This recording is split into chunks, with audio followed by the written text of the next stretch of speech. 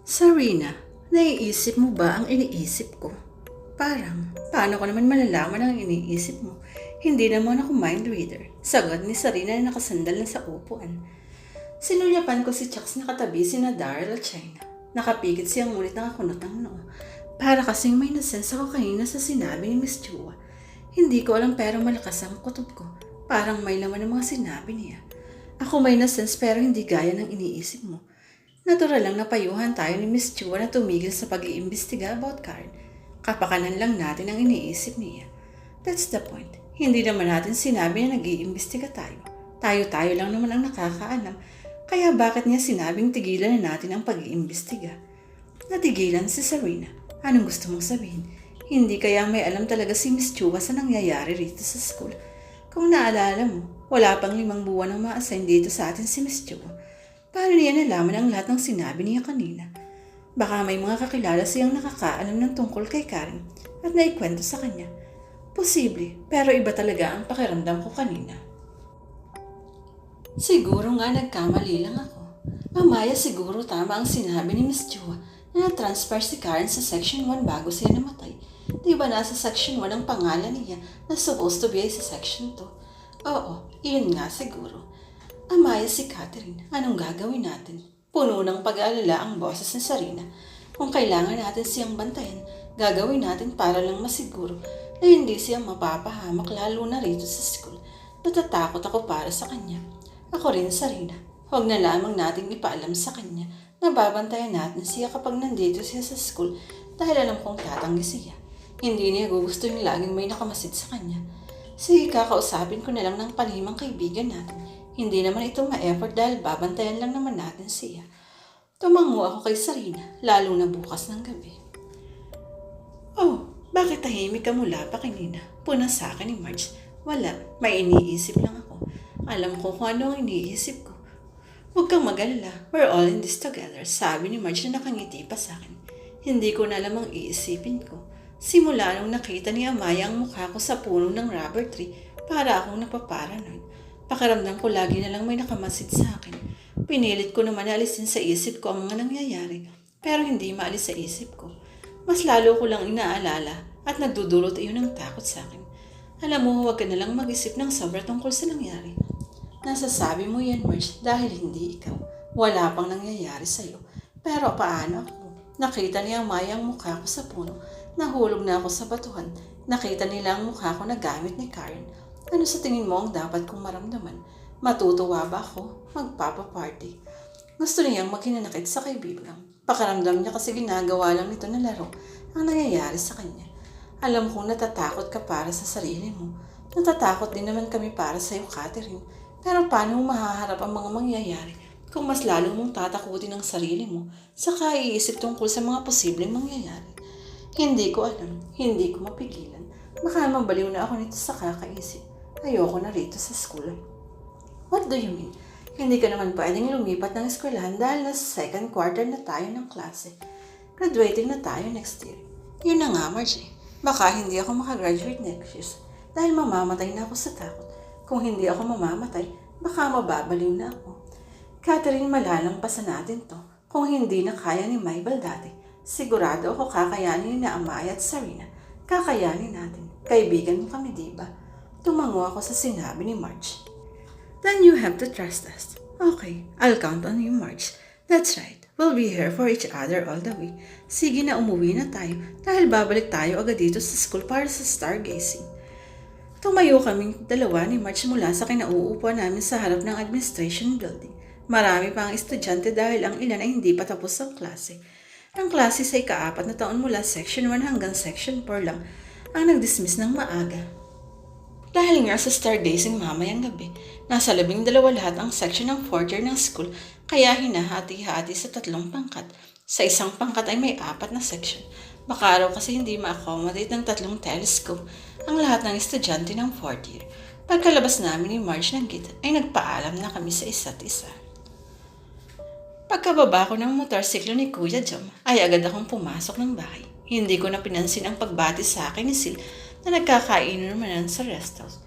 Birthday kasi ni Kuya Eddie kaya munting inuman sila sa labas. O bakit ka nagmamadali? Tanong ni Lola. Kailangan ko pong maghanda ng gagamitin ko para sa overnight namin sa school, Lola. Sagot ko pagkatapos magmano.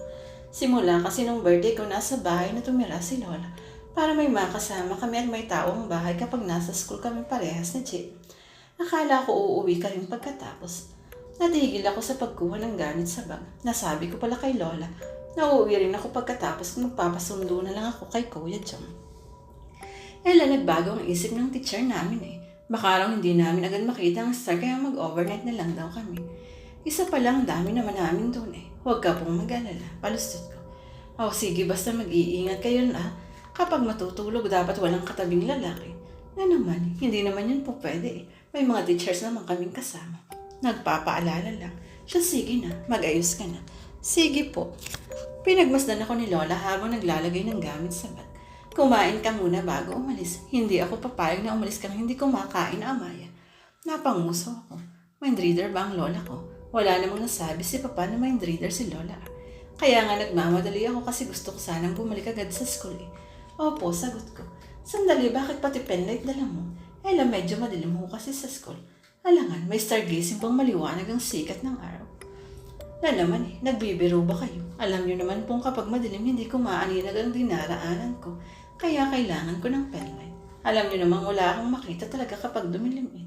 Kung ganun, flashlight na lang ang dalhin mo para malaki ang liwanag. Okay na po ako rito. Isang hirap makipagdiskusyon kay Lola eh. Pagkatapos kong maglagay ng gamit sa bagay, tinungo ko ang kusina at kumuha ng pagkain. Pagbalik ko ay nadatnan ko si Sil na kabiruan ni Lola. Bakit ka nandito? Tanong ko sa kanya. Hindi niya ako pinansin at hinarap ang lola ko. Alam niyo ba, Lola, ang sungit-sungit talaga ng apo niyong si Amaya. Ba't nagsumbong pa ang hudyo? Hoy, Sil, kung sisiraan mo lang ako sa lola ko, lumayas ka na.